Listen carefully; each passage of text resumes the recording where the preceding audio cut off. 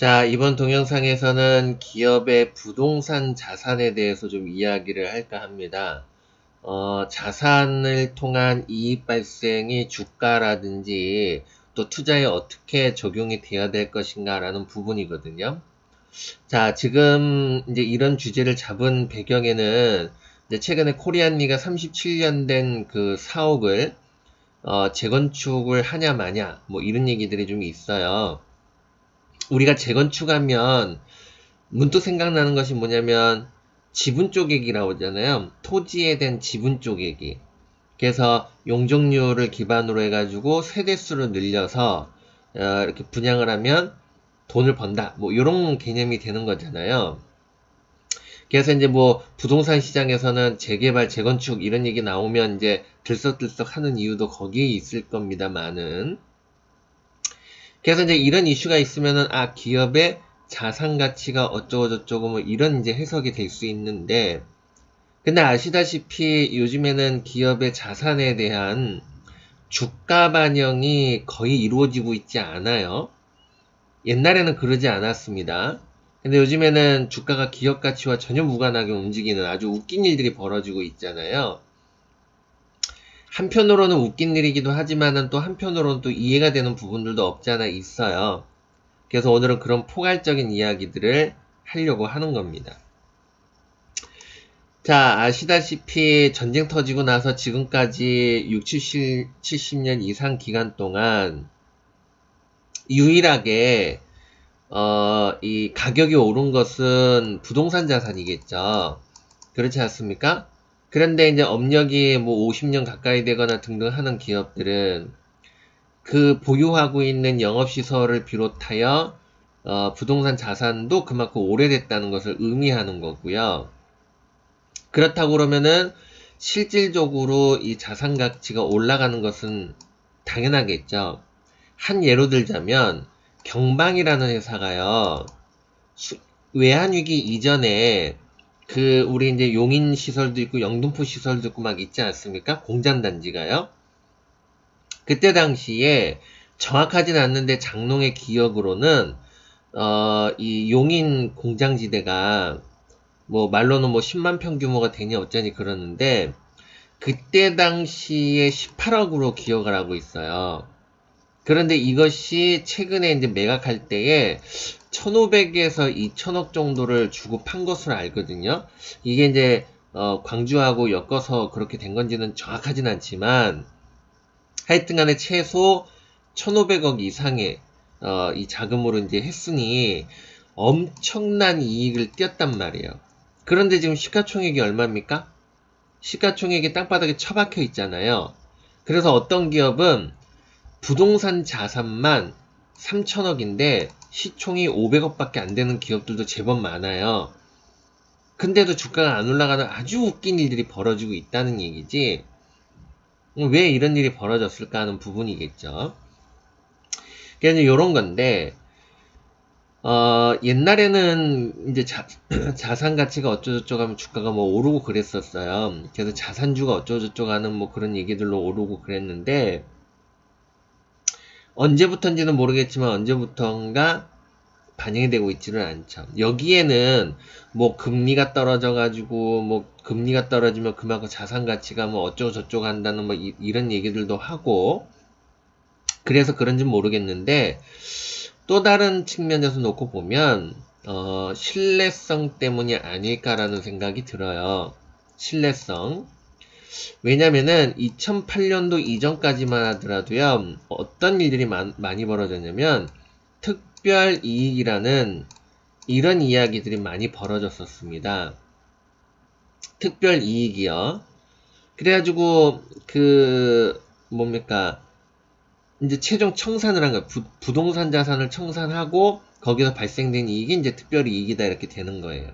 그런 것이 있었는데 2009년도 이후로부터 어떤 일이 벌어졌냐면 기업들이 부동산을 매각하면 대규모 손실이 나는 거예요. 대규모 손실이 나더라. 뭐 이를테면 헐값 매각이냐라는 논란도 있게 되고 그러거든요. 거기에는 이제 회계상 자산 재평가 이 과정이 있다가 이제 발생이 된 거긴 하는데, 그 과정이 분명히 있을 것이지만은 주주들 입장에서는 중간 생략해버리면, 야, 이 회사는 30년이 넘었는데 30년이라는 시간 동안 부동산 가격이 엄청 올랐는데 왜 부동산을 매각했는데 대규모 손실이 나느냐, 이런 이제 논조가 나오게 되는 거예요. 여기에는 그만한 분명한 과정이 있었을 경우도 있고 도덕적인 문제가 있었을 경우도 있어요. 그러니까 이런 일들이 좀 벌어졌거든요. 그러다 보니까 이제 자산의 신뢰성이 급격히 떨어지는 데다가, 그리고 청산 이익과 재평가 이익은 좀 다를 수가 있어요. 재평가 이익은 투자자들에게 돈이 들어온 게 아니죠. 그러니까 그 회계상으로만 가격이 올랐다가 나중에 시세가 떨어져서 떨어져 버리면 이거는 공중에 없는 거라고 보는 인식이 있으니까, 그래서 이제 실질적으로 현금이 들어와야 그것이 진정한 가치가 아니냐, 이런 해석으로 이제 변한 거죠. 그러니까 다시 한번 얘기하면 경영자를 믿지 못하고 시대를 믿지 못하는 그런 요소 때문에 보유하고 있는 기간 속에서 재평가는 등한시하는 그런 기질들이 있더라라는 거예요. 그래서 그 보통은 이제 주가에 영향을 받는다면은 이제 매각하는 그 요건에서 이제 발생이 되는 건데, 근데 이제 매각했을 때도요, 분명히 우리들 계산으로는 이익인데 이익이 없거나 손실을 보는 일들이 벌어지거든요. 그죠? 여기에서 이제, 그러니까 예를 들어 갖고 10개의 사례 중에서 1개의 그런 사례가 나타나면 사람들은 혈액형 논리로서 싸잡아 가지고 뒤집어 씌우는 그런 좀 행태들이 좀 있어요. 이건 기업에 따라 다른 거잖아요. 근데 이제 뒤집어 씌우는 그런 기질들이 좀 있기는 하죠.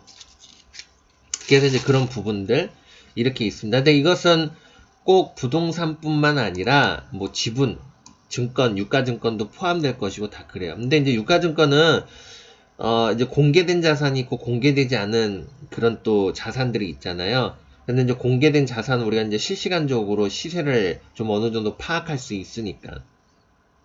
이런 경우도 있고, 또 어떤 경우는요, 매각해서 이익이 발생이 됐지만 그 돈을 횡령배임을 한다든지 아니면은 그 성간주의 의무 위반을 해가지고 돈을 날려먹는다든지, 또 이런 일들도 비일비재게 또 나타나요. 그러니까 가장 좋은 건 뭐냐면 자산을 매각해서 이익이 발생이 되고요, 그 이익의 일부를 특별배당 개념으로서 주주들에게 배당하는 것, 그게 가장 좋은 시나리오일 거예요. 그죠? 물론 이제 그 돈 갖고 투자를 해서 영업이익을 확대시켜가지고 배당을 확대하는 그런 것들도 또 좋은 예가 될 수는 있긴 있겠죠. 근데 우리나라는 이상한 일들이 벌어지고 있어요. 배당적 측면에서는. 나중에 이제 그 이상한 일에 대해서는 별도로 이야기를 하겠습니다. 별도로 이야기할 거고. 하여튼간에 이제 그게 가장 좋은 방법이겠죠. 장롱이 지금까지 경험주의적으로 그러니까 이제 많겠죠. 사례는 많을 수 있지만은 장롱은 1년에 이제 몸이 딸리고 인력이 딸리고 하니까 많이는 못하고 1년에 한 50여 개 정도에서 100여 개 정도밖에는 들여다보지를 않아요, 기업을요. 그 외에는 이제 그거를 저장할 만한 능력이 안 돼요. 워낙 이제 바쁘니까. 그래서 이제 그 외적인 거는 기억이 안 나는데, 이제 내적으로 장롱이 이제 유심히 관찰하고 있는 기업들에서의 사례를 놓고 보면 많지는 않죠. 이런 케이스가 많지는 않은데, 이제 기억나는 것은 뭐냐면 유니온이라는 기업이었었어요. 유니온이라는 기업이 있었는데 이 기업이 OCI 지분을 들고 있었고요. 그래서 이제 OCI에서 이제 제법 돈도 많이 벌고 막 그랬었거든. 그러다 이제 보유 기간이었고, 그러다 이제 결국에 이제 최종적으로 매각을 했어요. 매각을 했는데, 이때 당시에 이제 매각 이익이 발생이 됐죠. 수백억 대의 이제 매각 이익이 발생이 됐던 걸로 알고, 이게 이제 몇 년치 일을 해서 버는 돈.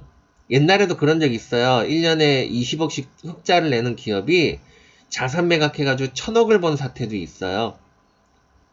그러면 1년에 20억 버는 회사가 한 번에 1000억을 벌었다 그러면은 몇 년치입니다. 몇 년치일까요? 수십 년 동안 벌어야 할 돈을 한 번에 번 건 아니죠. 장기적으로 재산을 보유하고 있었던 거니까. 그러면 실질적으로 이 기업은 어때요? 매년 20억을 번 게 아니에요. 맞아요, 안 맞아요? 그걸 연수로 나누면 되죠? 보유기간을 나누면 실질적으로 100억이 됐든 200억이 됐든 벌었던 회사라고 보시면 됩니다. 근데 우리는 어때요? 저울 위에다가 자기가 올려놓고 싶은 것만 올려놓죠? 이걸 우리는 선택적 지각이라고 이야기를 해요. 그러니 당연히 주가가 왜곡되는 것은 당연한 일이겠죠?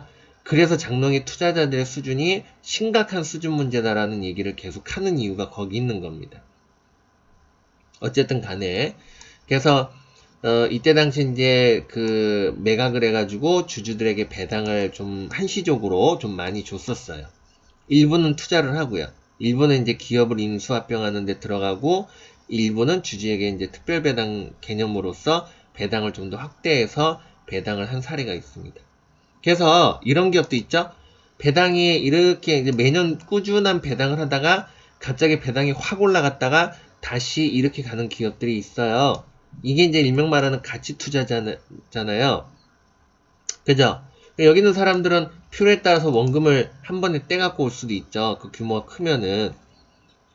맞습니까? 이랬던 건데, 근데 재미있게도 그때 당시에 그 종목은 주가가 오르질 않았어요. 왜? 투자자들이 이해된 개념을 이해를 못해요. 투자자들이 오로지 이해하는 건 어떤 기업이 뭐 날아다니는 자동차를 만들었다, 뭐 투명망토를 만들었다, 뭐 이런 얘기. 그죠? 여기에만 환장을 하지 실질적으로 기업의 부의 이전에 대해서는 관심이 없어요. 그러니 우리나라 증시의 주가가 개판 5분 전인 것은 당연할 수도 있겠죠. 심각한 문제죠? 그래요. 그만큼 수준이 결여돼 있다 이거지.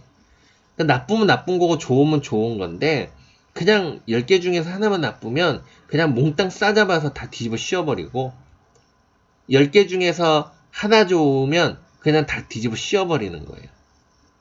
그래서 결론은 1 더하기 1은 2다라는 사고방식에 빠져버리는 거죠. 그러니까 남 뒷공문을 쫓아다니는 사태가 벌어지는 겁니다. 그러면 어떻게 돼요? 주가 계층화가 벌어지죠? 그럼 늦게 산 사람은 물리는 거예요. 무조건. 제 말이 틀렸습니까? 제로섬 게임이라고 이야기를 하잖아요. 주식은 싸게 사서 비싸게 파는 건데요. 그냥 뭐 좋든 말든 주가가 폭등하면 무조건 좋은지 알아. 그래갖고 막 기어 들어가. 그래갖고 거기서 돈 벌면 내가 잘났다고 그러고 돈 잃으면 다 네 책임이다 이거지. 그래서 요렇더라. 자, 어쨌든 여기에는 이 자산에 대한 부분에는 뭐 이런저런 부분이 있겠죠. 그래서 그 경영에 대한 어떤 신뢰성 등을 이제 좀 봐야 되는데, 근데 그래요. 잘하다가 막판 가서 사고 치는 사람도 있고, 맨 사고 치다가 잘하는 사람도 있고, 가지각색이거든. 그래서 이제 주식이라는 것은 분산 투자하고 할 수밖에 없어요. 사람을 믿을 수 없기 때문에. 그렇다고 사람을 믿을 수 없다고 인생을 등지고 살 수도 없는 문제잖아요. 그러니까 나는 너를 이만큼만 믿을래. 그리고 그만치만큼 투자하는 거죠. 우리가 돈 빌려줄 때도 그러잖아요. 못 받을 거 생각하고 빌려준다고. 투자도 마찬가지야. 못 받을 거 감안하고. 그러나 제도 시스템은 좋은 방향 쪽으로 가도록 노력해주고. 그죠? 이런 것들이 필요한데 그게 많이 결여돼 있어요. 우리나라 증시는. 그래서 발전이 더딘 부분도 있죠.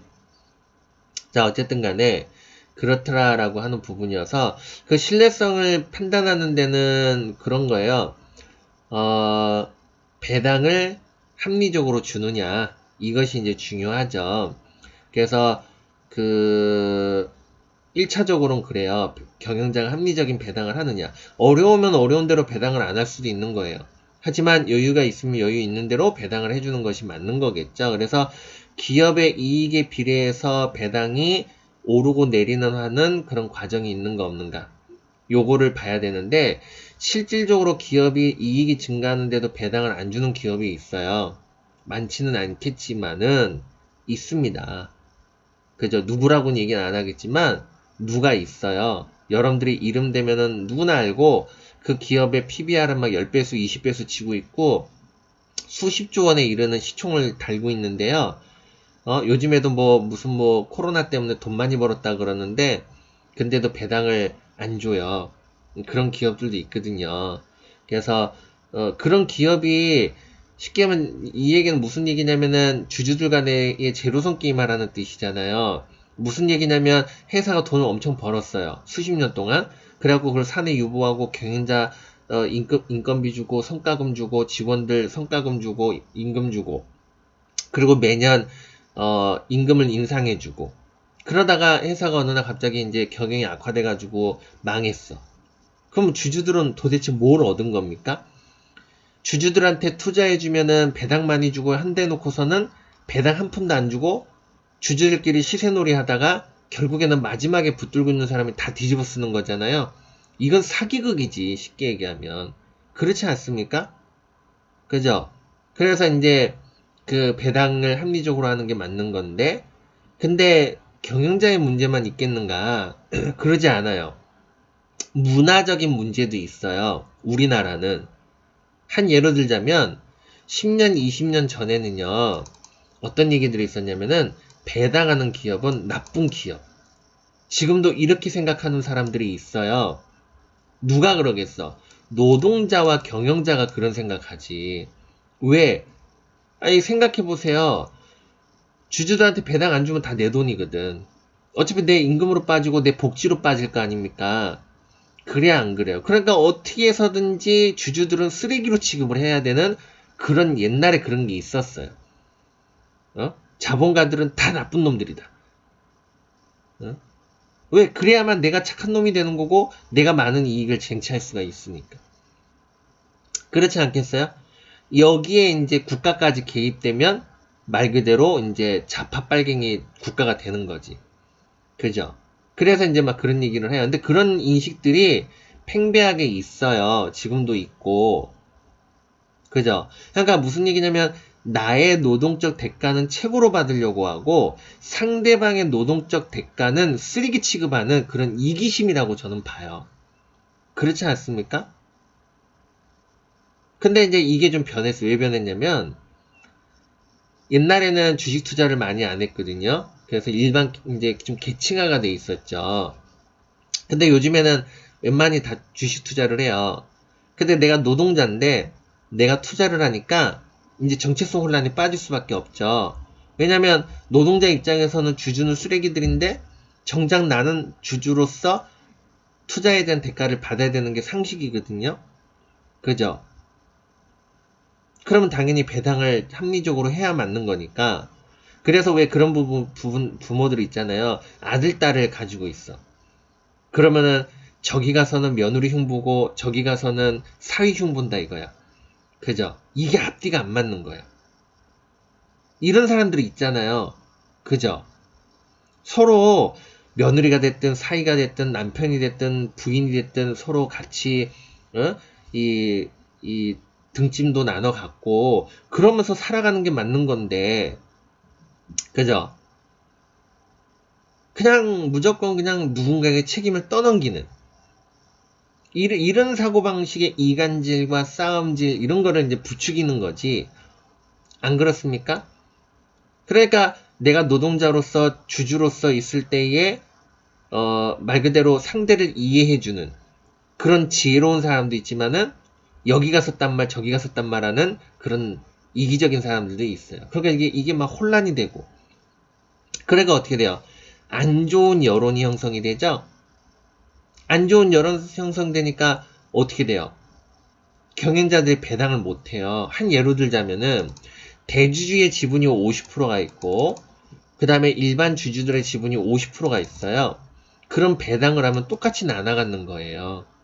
그런데 뭐라고 얘기했냐면 그러니까 대주주도 주당 500원 배당하고 소액주주들도 주당 500원을 배당을 해요. 그럼 똑같은 권리로 나눠갖는 거예요. 그런데 사람들은 대주주가 주식을 이 배당을 훔쳐간다. 이런 식으로 나쁜 여론을 만드는 거야.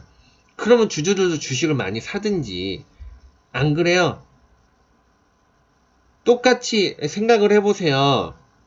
여러분들이 형제지간에 뭐 사업을 할 때에 돈을 출자를 하는데 형편에 따라서 할 거 아닙니까? 그러면 똑같이 노력했는데 누구는 더 가져가고 누구는 덜 가져가요? 똑같이 나눠 가져야지. 안 그렇습니까? 그건 똑같이 나눠 가진 거잖아요. 주당으로 나눠 가는 거니까. 근데 이거를 똑같지 않다고 생각을 하는 거예요. 그러니 싸움이 나지. 안 그렇습니까? 도둑놈 심보라고 저는 봐요. 근데 이런 도둑놈 심보는 우리 주변에서 흔하게 벌어지는 사건들이 있습니다. 나중에 기회 되면 제가 좀 이야기를 할게요. 어쨌든 간에 그래서 이제 요런 어떤 문화들이 있었기 때문에 투자자들이 그 부의 이동이라는 어떤 그 매개체보다는 시세에 의존하려고 하는 그런 기질이, 그러니까 투기심이라고 보통 이야기를 하죠. 투기에 더 이렇게 기를 쓰고 달라붙는 그런 기질이 강하더라는 얘기죠. 그래서 우리나라 증시가 좀 투기적인 기질이 많다는 것이 입증이 되는 부분이기도 한데, 어쨌든 간에 서 기업들이 영업이익을 통해서 발생되는 이익도 있고 또 그렇지 않은 경우도 있고 뭐 그러잖아요. 그래서 이런 걸 좀 봐야 되고요. 그 다음에 이제 최근에 이슈가 있었던 부분에서는 이제 경방이라는 기업이 있어요. 경방이 2000년도 외환위기 때 18억대에 있던 땅덩어리를 1500억대에 매각을 했단 말이죠. 그런데 이게 자산재 평가가 진행이 됐던 걸로 보여집니다. 그러다 보니까는 어떻게 돼요? 실질적으로는 매각 당시에는 이익이 발생되지 않는, 물론 뭐 일각에서는 말이 많기는 하죠. 그래서 어쨌든 간에 일단 그러기는 하는데, 이 돈들이 어디로 가느냐가 사실상은 중요한 거거든요. 주주들에게 배당을 줬느냐, 아니면은 사업 확대를 목적으로 투자를 했느냐, 이제 이거거든요. 그런데 이제 경방은 이제 베트남 쪽에다가 이제 돈을 밀어 넣으니까 우리가 이제 조금 색안경 끼고 보는 경향들이 좀 있어요. 그래서 색안경 끼고 있는 상태에서 부동산 매각 한 자금까지 출처 불분명한 곳에다 처박으면 이제 더 의심스럽겠지만은 한진이라는 곳에다 이제 처박았잖아요. 근데 이제 한진이 흑자 기업인데다가 이제 전자공시를 통해서 이제 공개하는 공개 기업이니까 그래도 이제 조금 의심이 이제 좀 사그라드는 측면들이 있는데다가 한진이 흑자 기업에다가 일단은 평균 택배가 10% 정도 성장률을 보는 거거든요. 그래서 성장을 하고 그렇게 해서 이익이 발생이 돼서 이제 배당을 하는 기업이기 때문에 현금이 이제 유입이 되죠. 현금이 유입이 되면 당기순이익이 올라가고 당기순이익이 올라가게 되면은 배당이 증가하는 기질을 갖고 있다라는 논리를 갖고 있어서 최종적으로는 주주에게 돈이 들어올 수 있다라는 가설을 갖고 있기 때문에 주가가 근래에 몇 번 이렇게 움직였던 것으로 보여집니다. 그래서 이제 요런 이제 케이스이기 때문에요. 이제 이런 부동산 관련된 자산재 평가를 비롯하여 매각청산에 대한 이익을 어떻게 해석하고 반영을 할 것이냐, 이거를 여러분들 좀 보셔야 될 부분이고요. 만약에 우리나라의 경영자와 임직원들, 노동자들에 대한 신뢰성이 높아지게 되면 그 자산재 평가라는 자체도 신뢰성이 높아질 것이니 당연히 그럼 자산주라든지 이런 것들은 이렇게 대접을 받아야 되는 것이 맞을 겁니다.